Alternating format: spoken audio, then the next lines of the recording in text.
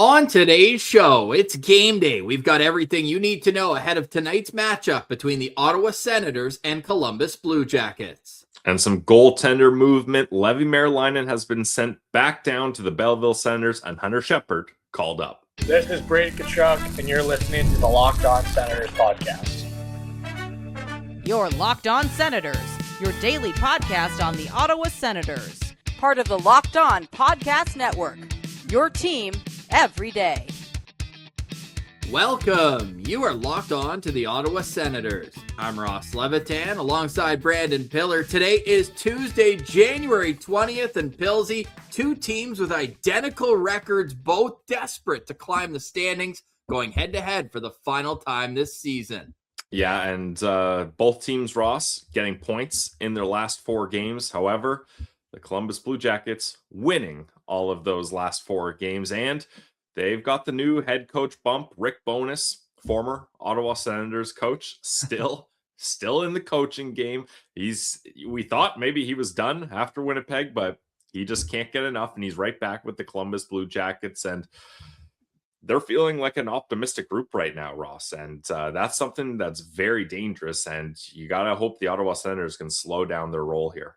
Yeah, and Ottawa did have experience earlier this season winning in Columbus by a score of 6-3, but it was all undone by that 4-1 loss right after Christmas, where the Blue Jackets had to travel day of. They didn't have Zach Werenski, one of the premier defensemen in the National Hockey League, and that one still stings. But Pillsy, tonight it's all about who wants it more. When you talk about two teams that are feeling good about their game right now, it's going to come down to the trenches. It's going to come down to saves, of course, and the biggest one, special teams. You can't expect the Senators' power play to stay as unsustainably hot as it's been, 44% in the last week, but their PK is clicking at about 58%. So it's one of those where you kind of take a one less power play goal for two more kills.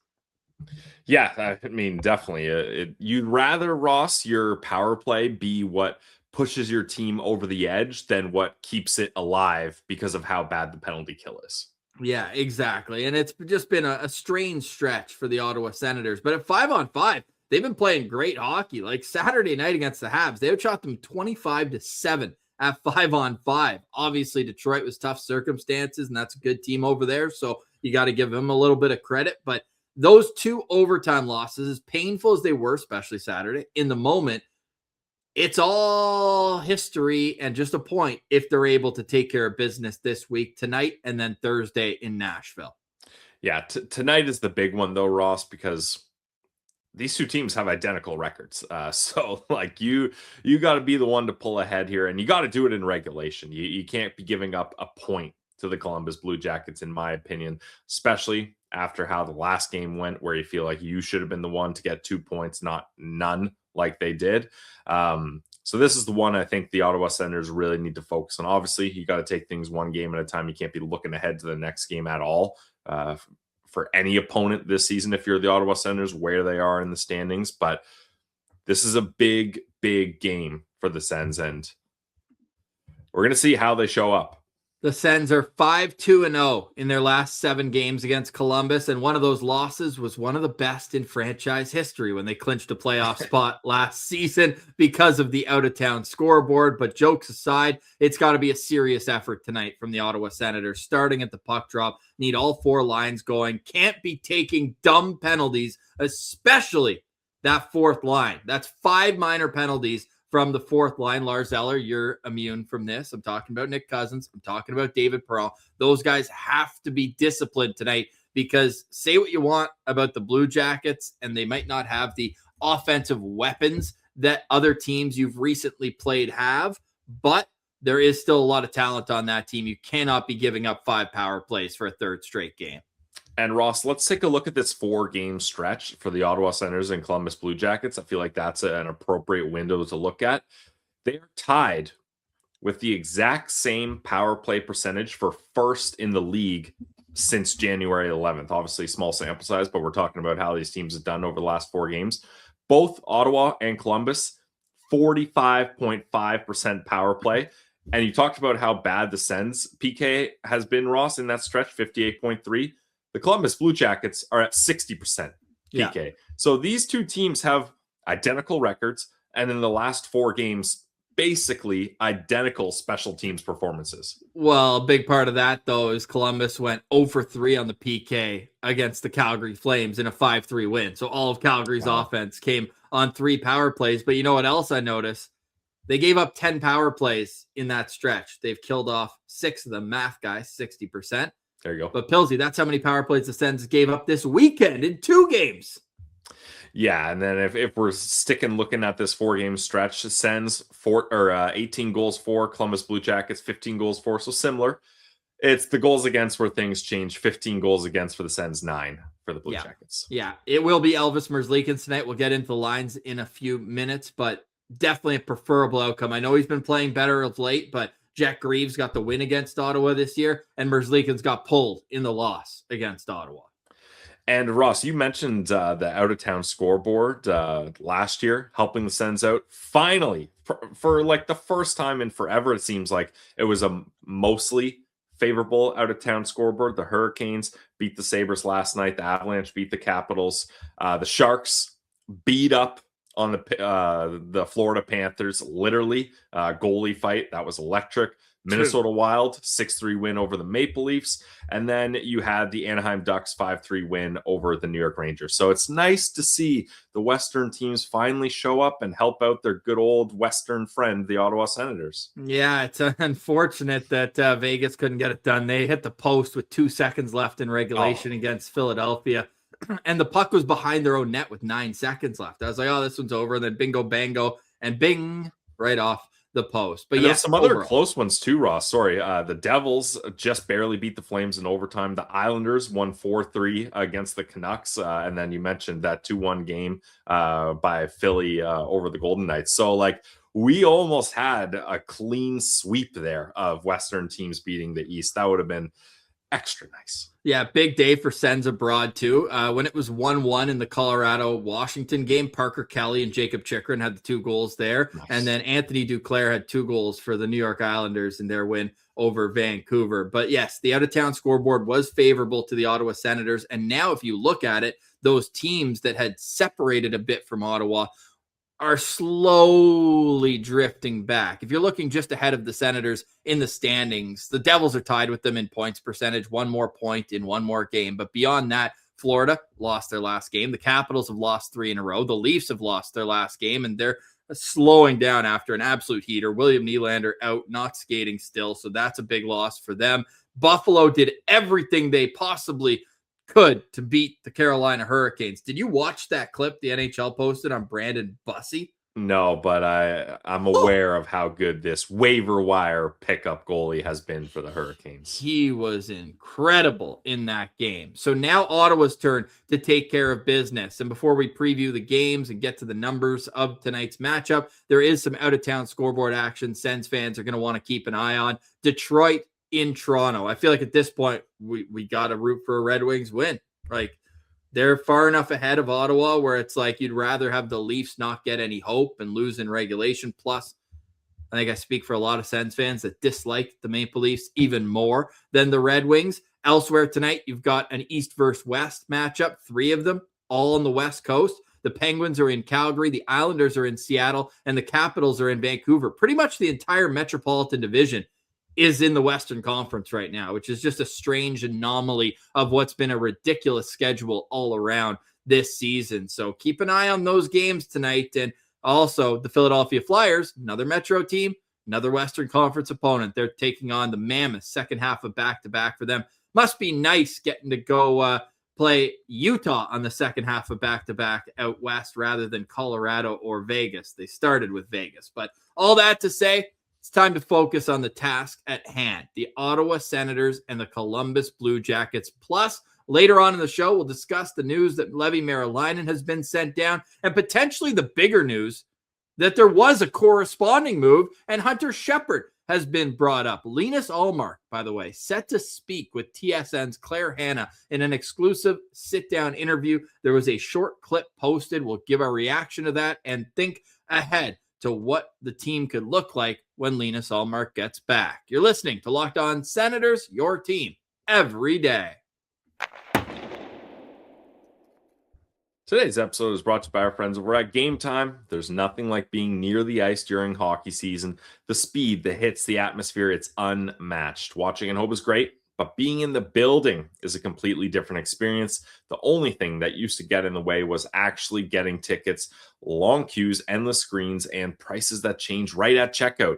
That's why the Game Time app gives the advantage back to the fans. It's the hack for unlocking amazing NHL tickets and experiences in just a few taps. The app, incredibly easy to use. Even I can use it. One of the favorite features I have is seeing your view from the seat before you buy. So if you're going to a road game, you know you're going to have good sight lines. Zone deals are clutch. You choose the section, Game Time picks the seats, and you save. I like that the fees are included up front. What you see is what you pay. No nasty up fees coming at checkout, and it's all backed by the Game Time guarantee. So take the guesswork out of buying NHL tickets with Game Time.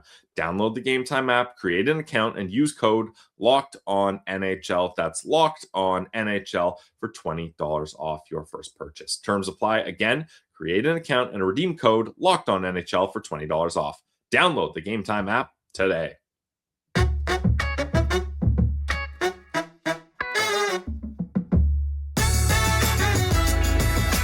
Thank you for making Locked On Senators your first listen each and every day, and for helping make the Locked On Podcast Network the #1 sports podcast network. You already make your team every day, so make it official and join the Everydayers Club. Appreciate everybody that's getting ad-free content right to wherever you listen to podcasts, whether it's Spotify, Apple. Just head to lockedonsenators.supercast.com. The link is in the show notes. $5 USD a month, or $50 for the year, and you'll get a members-only Discord access as well. Teeing up the day tonight, it is the Ottawa Senators taking on the Columbus Blue Jackets, and Pilsy, -1, -2, -3 for me. Uh-oh. That out-of-town scoreboard I brought up was for tomorrow.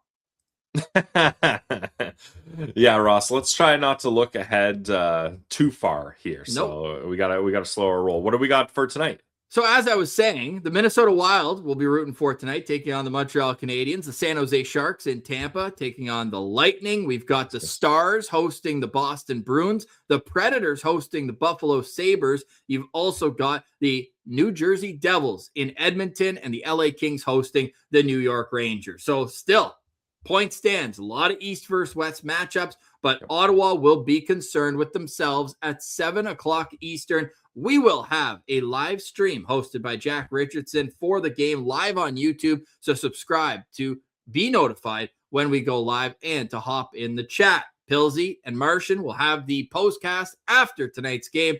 That will then be available wherever you get your podcast. So 7 o'clock start tonight, Pilsy. And obviously the first period is going to be huge for this Senators team, where it's all about feeling good about themselves, all about getting saves, of course, and all about taking advantage of your opposition. Before we get to the lines of tonight's game, let's look at the numbers behind each of these two teams. I've already mentioned they both have identical records, 22, 19, and 7. The Blue Jackets, winners of 4 in a row. They're 4-1-0 in their last 5 games. The Senators are 2-1-2 in their last 5. The Senators score about a quarter of a goal more per game than the Blue Jackets this season, but they allow a little bit more. Not too much, but a little bit more, 3.31 versus 3.4. The Blue Jackets, their shooting percentage is extremely low, 5th worst shooting percentage in the league, while the Ottawa Senators are in the top 10 at 11.4.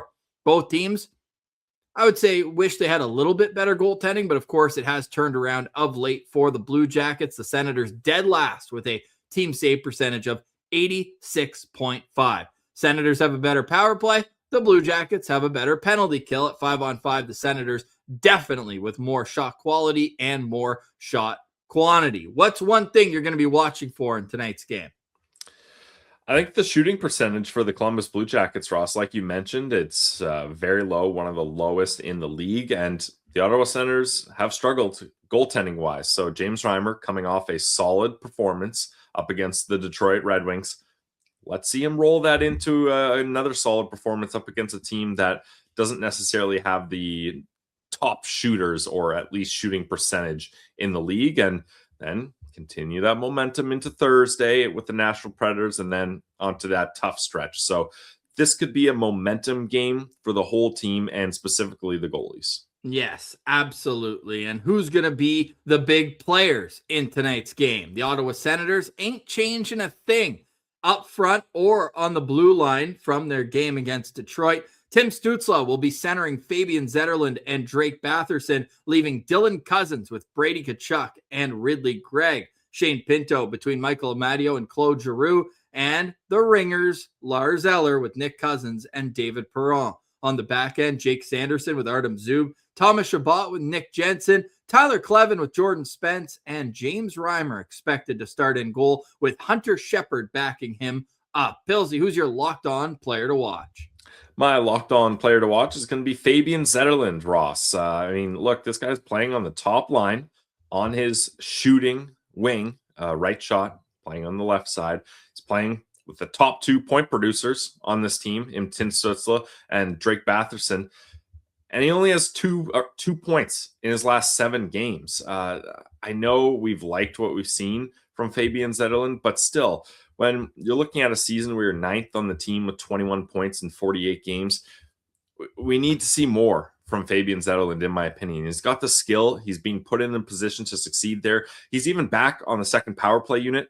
You see him there from time to time. So he's getting the opportunities, in my opinion, but he's just not able to capitalize. Now, his minutes aren't that high, like 13, 46, 10, 36, 12, 14, 15, 12, 11, 10, 10, 10, 10.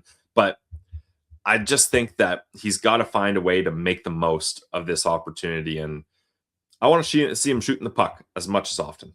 Yeah, he's only got 1 assist in his last 4 games, and the scoring really dried up since, well, the game against Washington on January 1st. Got 1 goal in his last 9 games. So it's like, okay, you're getting that opportunity. No longer can we say that Fabian Zetterlund is moving around the lineup and not being able to find a proper situation. This is about as good as it's going to get for Zetterlund, being on the side he likes with 2 of the top offensive drivers on this team. So I'm with you that Zetterlund needs to be able to produce against the Columbus Blue Jackets. The good news is he has had a bit of success against the Blue Jackets in his career. He's got 10 points in 12 career games against the Columbus Blue Jackets. My locked-on player, it's going to be Jake Sanderson. I know that we've done this time and time again, but there's reason for it tonight. One, I'm hearing, and we haven't watched the availabilities yet, but that Jake Sanderson has apologized for his remarks on Saturday night.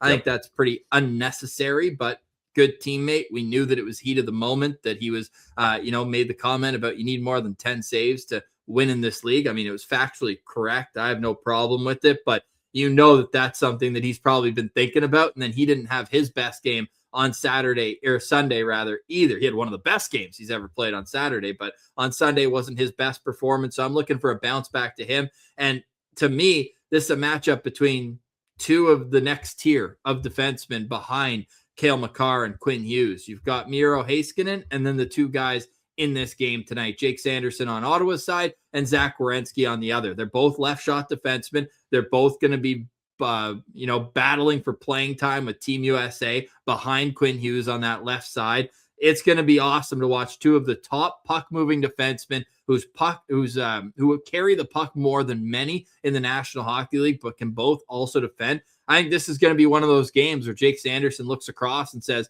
whatever their number 1 guy can do, I can do it just as well. So that's kind of the battle within the game that I'm going to be watching for, is Sanderson against Zach Werenski. And Ross, those 2 are kind of fighting for the same spot on Team USA's blue line as well, right? Like that's kind of. I guess what you think Jacob Slavin's no doubt in the top 4 as like that shutdown guy. I think so, with the way he played in 4 Nations and the way they're going to want a shutdown guy. So this could be a bit of a battle of a tryout for a spot for more playing time come Olympics. Yeah, it'll be fun to watch. So that's how the Ottawa Senators line up in tonight's game. On the other side, we'll get into the Columbus Blue Jackets under head coach Rick Bowness. You're listening to Locked On Senators, your team every day.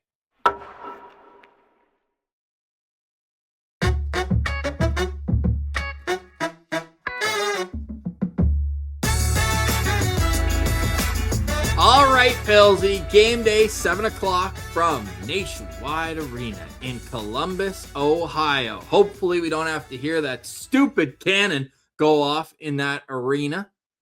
And hopefully everybody leaves with a bit of a sour taste in their mouth with the Ottawa Senators pulling off a regulation win. They need it so bad. Like, that's just, they got points, but it was such a bad taste. How are you as an Ottawa Senators fan waking up on this Tuesday after the way that we've seen this team battle, get some points, but still finding themselves in a situation where they're a bit of a ways away from being in playoff contention?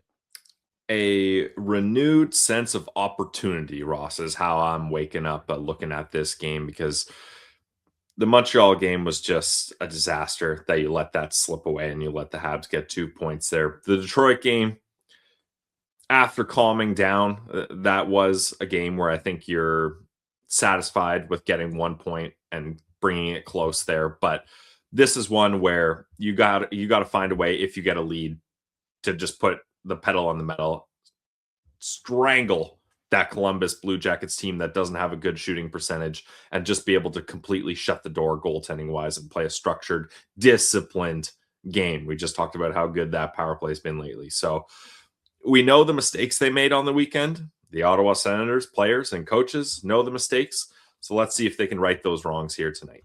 And you talk about the shooting percentage. I think it's extremely relevant when you consider that Ottawa's allowing a shooting percentage of 13.5 this season, which would be number one in the National Hockey League, the highest shooting percentage in the league. So you put that against a team that doesn't bury that much and whose leading power play point producer in terms of goals is on the fourth line, and Dmitry Voronkov. He's got 7 power play goals. I think you're looking like, 5-2 would be a perfect score for tonight's game in favor of the Sens.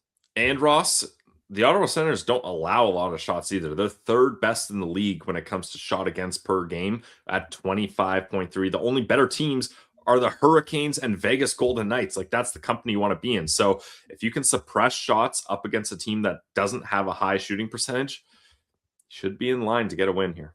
Before we move on to the Columbus Blue Jackets lines, we've got the quote from Jake Sanderson here from our friend Julian McKenzie. Jake Sanderson says he apologized to Leevi Meriläinen for his comments on Saturday. Quote, "First off, I'm pretty embarrassed. I think that's the situation where after a game, you've got to take a few more minutes, take a few deep breaths. I talked to Leevi after that and apologized. I still feel really bad. Levy's a great guy, and I think that's not what good teammates do. You don't tear each other down. You build each other up, especially after a game like that. I'm pretty embarrassed." That was the right way to respond, Ross. That shows maturity, responsibility there, just fully being like, Hand up. I need to have a better response. I needed to take a deep breath, not be so emotional. And again, all he said was you need more than 10 saves to win a hockey game. And they got 13 saves. He didn't personally attack Leevi like some people on Twitter are saying. He didn't throw him under the bus, in my opinion. Like, it was a offhanded comment said in the heat of the moment that was not even that bad. But again, still, the correct thing to do was own it, apologize, and try to do better moving forward. Because you said it, Ross. Tim Stützle and Brady Tkachuk, they approached it the right way, fully taking the onus on the team and not specifically calling out the goaltending, even though that clearly was the issue. Yeah. So lessons were learned. It's all good. Yeah, I just hope that it doesn't stop players from, saying how they feel after a game. But that's kind of the heat of the moment, where after a loss, like the way they did, like, look at Sanderson's celebration after he put the team up 2 in the third period. Like, going from that high to the low of a loss, like, there's a reason why these guys are so high functioning at the National Hockey League level, is because they're competitive and they want to win more than anything. So when that's taken away from them for what they feel like is, quote, outside forces, then yeah, it's going to be really frustrating, and it's going to be hard to get over that in 5 minutes before the doors open for the media to put microphones in their face and say, "What do you think about the goaltending tonight, eh, Jake?" So I understand why he did it, but it is the right move as a teammate and a leader on this team to go out and say, "My bad." Yep. We'll talk more about Leevi in a few minutes, but let's look at the Columbus Blue Jackets tonight, lining up against the Ottawa Senators. Adam Fantilli, top line center between Cole Sillinger and Kirill Marchenko. You've got Sean Monahan between Boone Jenner and Kent Johnson. You've got Charlie Coyle, third line center between Danton Heinen and Mathieu Olivier. And the fourth line is Brendan Gaunce with Dmitry Voronkov and Zach Aston Reese. Zach Werenski is with Damon Severson. Ivan Provorov is with Eric Goodbranson, hashtag Sens Abroad, and Eric Zamula is with Jake Christensen. We already mentioned Elvis Merzlikins is starting in goal for the Columbus Blue Jackets. This season, he is 8-7-1 with a 3.77 goals against average and an 884 save percentage. However, since Rick Bowness took over behind the bench, he's 2 wins, no losses, with about a 930 save percentage along the way. So it's going to be imperative to knock that dude's confidence down right off the bat. He can be a bit of a hothead in net, and he's a guy where you have to attack. So a key to victory for me is attacking the net. Be in his kitchen all night. My lookout player in tonight's game is going to be Adam Fantilli. I was going to go Zach Werenski, but I covered him a little bit while talking about Jake Sanderson. So I'll go with Adam Fantilli. I think he's an incredible player. I mean, we covered him throughout his draft year, and just the way that he can manipulate in the offensive zone is incredible. He had his huge breakout year last year with 54 points, 31 goals as a 20-year-old in the league. Super impressive. But this season had been a bit of a struggle for him. Right now, Pilsy, he's got no goals in his last 14 games. No goals in his last 14 games. And he's only got 1 in his last 21. So can contrast that to 31 tucks last year. He's got to be feeling frustrated right now. So, of course, you have to be aware that at any moment he can beat you with a nice move or a great shot. But if you're Ottawa, you want to defend him hard, frustrate him earlier in the game, and allow him to question whether or not he can get the job done. I should note, though, that he does have an assist in 3 of the 4 games under head coach Rick Bowness, but he's a guy where this could be a swing player, whether the game goes well or not so well for Ottawa. Yeah, definitely with the Columbus Blue Jackets, their number 1 center, Adam Fantilli. You got to be looking out for him. I like that one, Ross. From the first line to the fourth line, my lookout player is going to be Dmitry Voronkov because, Ross, this guy's 3rd on the Blue Jackets in points with 30. Is Werenski first? Oh, yeah, 52. And he missed, 5 games? Looks like 4 games. Him and Kirill Marchenko are 1 and 2. Werenski with 52 points, then Marchenko 11 points behind him. But Voronkov has played every single game, all 48, 16 goals, 14 assists, second on the team in goals behind those 2 mentioned players. First on the team in power play goals with 7.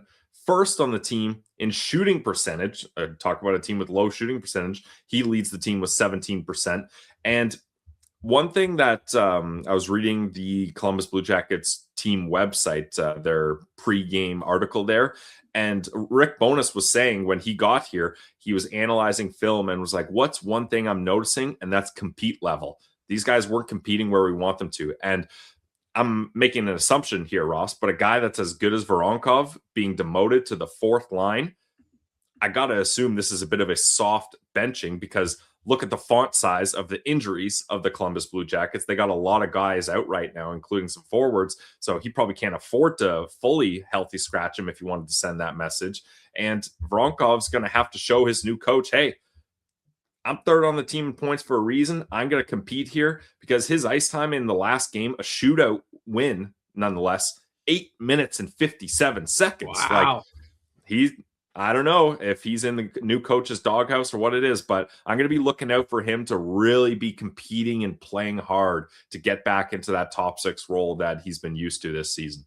That's incredible. One guy who always competes hard for them is Zach Werenski. And if you go back to December 11th, happy birthday, Alfie. But it was also the day that the Ottawa Senators beat the Blue Jackets in Columbus. Zach Werenski had 2 assists in that game. In the 14 games that he's played since, of course, he did miss those 4 games in the middle of it. He has at least a point. He has at least a point in 13 out of his last 14 games. And with that, He's got 9 goals and 22 points in 14 games. It's ridiculous. He carries this team all night, every night. I'm trying to pull up right now quickly where he ranks in time on ice per game. Oh, there he is. Number 2 behind Quinn Hughes, 26.40. So get used to seeing number 8 on the ice tonight for Ottawa. They didn't have to deal with him last time, and they still couldn't get a win. But this is going to be a very, very important matchup to win your minutes, or at least go 50-50 with your minutes against Zach Werenski.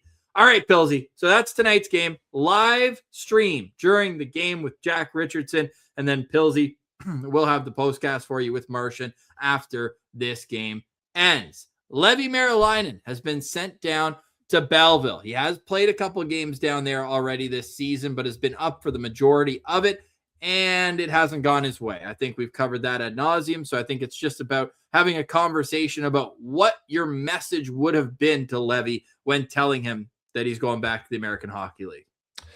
I think you got to let it. First off, if I'm management and the coaching staff, I would apologize to Leevi, being like, look, we're sorry we had to put you in this position. What was it? 10 straight starts in a row? I believe 11. 11 straight starts in a row. We were figuring out our goaltending situation. You started back-to-backs more than once, up against tough opponents. 10 straight starts, 11 straight appearances, because he played half the game against Toronto. Yeah. You were put in a tough spot that wasn't really fair to you. And now don't think of this as a demotion. It's not your fault. We're not punishing you. We're sending you to Belleville to get you reps in, to get your confidence back. And Ross, he gets to join a team that's on an upswing right now. 4-0-1 in their last 5 games. The Belleville Senators, new head coach down there, Andrew Campbell. So I think there's going to be some positivity and optimism for him going there, and the team's going to play hard in front of him. Not that they weren't in Ottawa, but it's just a bit of a different situation there. And I think it's an opportunity just to hit the reset button, because he's been up with the Ottawa Senators pretty much all year. He had a couple games in Belleville, but for the most part, he's been here. So I think this is the right move. A little bit too late, maybe a week or two too late, but better late than never. Yeah, and Leevi Meriläinen this season, an .860 save percentage right now. In games where he had an .890 or better save percentage, he was 5-1. And in the games he didn't, he was not so lucky on the score sheet. But that all to say, in no way have we lost faith in Leevi Meriläinen, the goaltender overall. It's just about going down there, working on his angles, more importantly, working on his confidence. And if he does that, he's still going to have a really long and prosperous National Hockey League career. But it's definitely time to hit the reset button on Leevi Meriläinen. The big surprise for me here was that Hunter Shepard gets called up. So that means there's a very slim to none chance of Linus Ullmark playing tonight. So is this that they want Leevi to play tomorrow for Belleville? It's kind of got to be, right? Otherwise, what's the difference if Leevi sits on the bench tonight and then goes back once Linus is ready? And we don't know if Linus will be ready on Thursday either, but it just feels like, I guess they really want to get Leevi a game or two in Belleville. Maybe they're seeing in practice that his confidence is low there too. We don't know what goes on behind the scenes, but I was just a little confused. It's like, why change the backup when you've got a goalie that's working his way back and on the trip? Well, first off, Travis Green confirmed that Hunter Shepard is going to back up Reimer tonight. Okay. He's on his way there, I guess.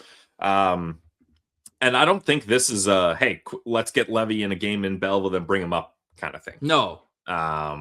So I think this is, Levy's going to be in Belleville here. So I don't think the game tomorrow for Belleville, the timing of that really matters.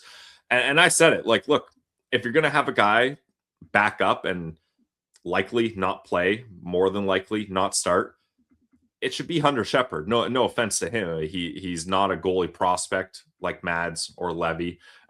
He's a guy that probably is happy to be in the NHL, even if it doesn't mean he's getting a lot of games or playing time. So James Reimer, Hunter Shepard backing up, I do believe it is the right move here. And yeah, Linus Ullmark definitely will not be playing tonight. We'll see about Thursday, but again, I wouldn't I wouldn't put any expectations on seeing Linus Ullmark just yet. But we will see Linus Ullmark today. TSN will be releasing their exclusive one-on-one interview with Linus with our good friend Claire Hanna, and they did post one clip that went on to social media. My first little note on this is like, I get it from like the sports media side of it, but this type of interview, it feels like it's a type of thing where you should probably just release it all at once. Like taking a 1-minute snippet out of like a deep and open, raw, honest conversation felt like a little bit of engagement farming, if you're asking me. Yeah, I don't think they needed to promo it like that. Yeah, I mean, like, oh, look at Linus. And they probably tried to get like the most like, salacious thing that he said. So anyways, I didn't love the way that TSN decided to roll it out, but I am very intrigued and curious to hear Linus's thoughts on his absence. Yeah, Ian Mendez put out his Monday Musing article saying, look, they were trying to decide how to navigate this, and they did some research. How did players that left for personal leave of absence handle this in the past? And Jonathan Drouin was one of those players, and he did a sit-down interview one-on-one. I think that is the best way to do it, because in a scrum, you got 10 cameras, 20 microphones, people yelling over each other, trying to get the best quote. I think this is the best way. And obviously, Claire Hanna is a reporter that Linus Ullmark would be familiar with. She's around the team. We know Claire. She's a great person, and I think she would approach this the right way with compassion. So I think that was the right move. First off, that clip is all we've seen so far. Maybe by the time this is 1 minute ago. Okay, so we obviously haven't seen the whole thing here. TSN did a transcript, so I've got the answer that everybody is most curious about, and of course, you'll go watch the full interview on TSN socials. But Claire just said, like, normally when someone takes a leave of absence, you want to respect their privacy, but given it became so public that the organization released a statement, we have to ask, why did you take the leave of absence? Ullmark has said, quote, "The real reason is mental health, and there's been a lot going on for a long time. I would say dating back to ever since the trade. And a lot of things have been positive as well through the years or these times, but a lot of things that I had gone through or worried about hasn't really been dealt with in the right way." So there you go. Yeah, and I think this is something where Sens fans and the Twitter community kind of need to look at this and remember that this is a person going through struggles. And even though it was a rumor, this rumor spread like wildfire, and a lot of people kind of took it as truth. We always referred to it as a rumor.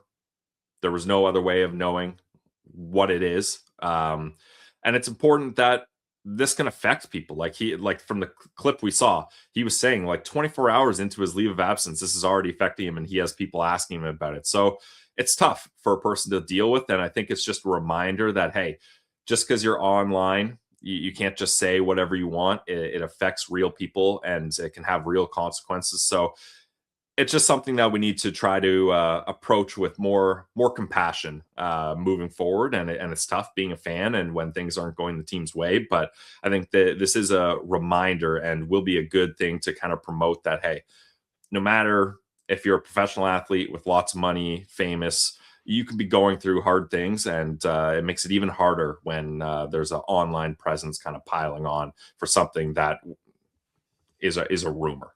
Yeah, and he mentions that he has been working with a doctor from the player assistance program over these last 3 weeks. Told her, hey, I'm really effed up. I need help. That's part of this transcript. And I don't think the written version will do it justice, just based on the one clip we saw of Linus. Like, he's been emotional about this for sure. And I think it's important at this point for Senators fans in particular. And he does mention that Sens fans have been very well, very like good people that he's seen around and everything, which is good. And it's about supporting him, man. Like, obviously he's a guy before he's a goalie. And he said that he was having like almost a panic attack before the game against Toronto. And then in the first and second intermission as well, he realized that's when he really needed to deal with some things. So obviously everybody wants to see him be back and be successful and help this team go on a run. And I mean, that can only help the mood and everything around this team, around everything that these guys do in their day to day. And really curious to see how it goes when he gets back, because this guy is a hell of a goalie, man. Like, I mean, when he got traded to Ottawa, there were lists that were putting him at like top 5, top 7 goalies in the National Hockey League. He's got a Vezina trophy at home to prove it. Like, they need Linus, and Linus needs some support as well. So, right when we get off this, I'm going to be watching this full interview. And shout out to Claire Hanna, because I'm sure that she did a fantastic job there. I don't think there's a better person to resonate with emotions better than her when it comes to the Sens beat. So shout out to Claire for taking on what I don't want to call it a challenge, right? You're just interviewing, but I'm sure she took it very seriously and made sure that she was well prepared and ready for this conversation. So yeah, we're obviously hoping that Linus gets back to full health and full ready to rock and roll mode, because when he's on his game, man, he's an unbelievable goalie. So yeah, thoughts are with him. Good to see he's back with the boys and back on the ice for practices. And we'll see when he's ready to get into a game and help the Ottawa Senators move forward. Pillsy, any final thoughts on today's show? Final thoughts. Speaking of all the goalies, let's see if James Reimer can repeat his performance on Sunday, because I think that instilled a lot of confidence in Sens fans that, hey, we're not sure when Linus Ullmark is going to be back. We don't want to have any sort of expectation. Leevi Meriläinen now in Belleville. So this is James Reimer's net for the time being. So I hope he can be the stabilizer that he was brought in to be. Just keep kicking him out, Rhymes. Just keep kicking him out. He's got the new beautiful bucket with the Senators decals on it, and he's ready to go. Tonight will be his 481st National Hockey League start in his career against the Columbus Blue Jackets. He is 7-9-3 with an .898 save percentage and a 3.28 goals against average. We will see you live during tonight's game on YouTube, and then the postcast. Right after the game finishes, we'll be here breaking it all down. Thank you so much for liking, watching, listening, and engaging with the show. Please subscribe on your favorite podcast platform. A 5-star review goes a long way. For Brandon Piller, I'm Ross Levitan, and this has been another edition of the Locked On Senators podcast, your team every day.